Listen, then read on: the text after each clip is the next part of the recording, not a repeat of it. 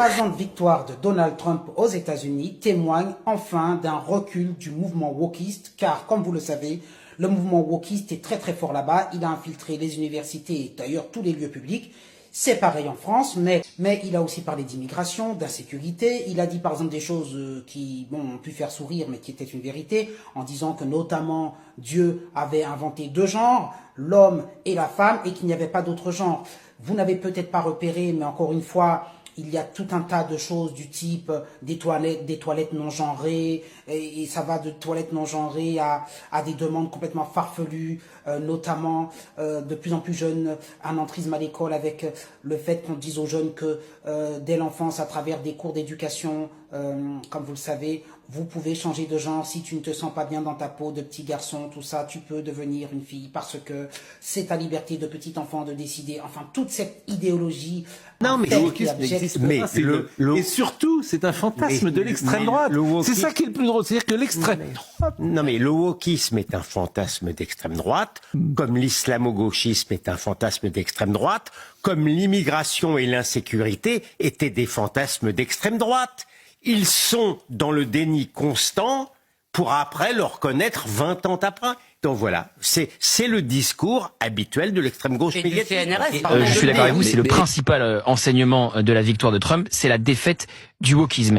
Avec Trump, tout cela, ça se termine. C'est-à-dire qu'à un moment donné, les féministes, les néo-féministes qui ont tendance à digresser vers le genrisme, parce que aujourd'hui, c'est ce qu'il se passe. C'est plus du féminisme à l'ancienne. Nous, les hommes et toutes les personnes qui sont pour l'égalité homme-femme n'ont jamais remis en question l'idée qu'une femme doit avoir sa place au même titre qu'un homme.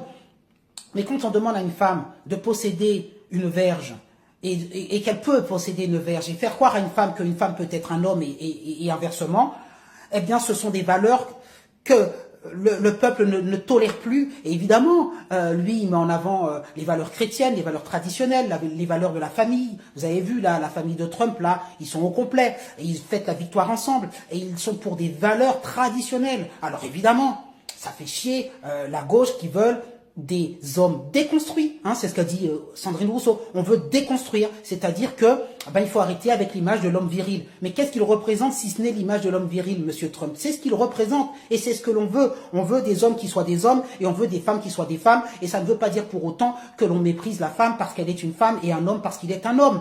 Et vous avez vu que beaucoup de latinos ont voté pour Trump parce que eux-mêmes en ont marre de subir les affres de l'immigration.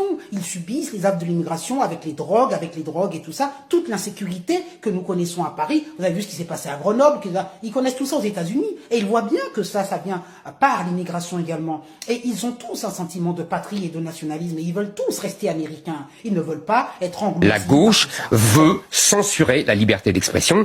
Elle ne veut pas que l'on parle au peuple librement. Et aujourd'hui, cette victoire de Donald Trump est une bouffée d'oxygène pour les gens qui, comme moi, se battent pour cette liberté et pour la maintenir. Et ce n'est pas facile, vous avez tout à fait raison, je suis régulièrement attaqué, convoqué. Aujourd'hui, nous n'avons pas de Trump. Nous n'avons pas, Zemmour a essayé d'incarner, il ne peut pas parce que il n'a pas les épaules.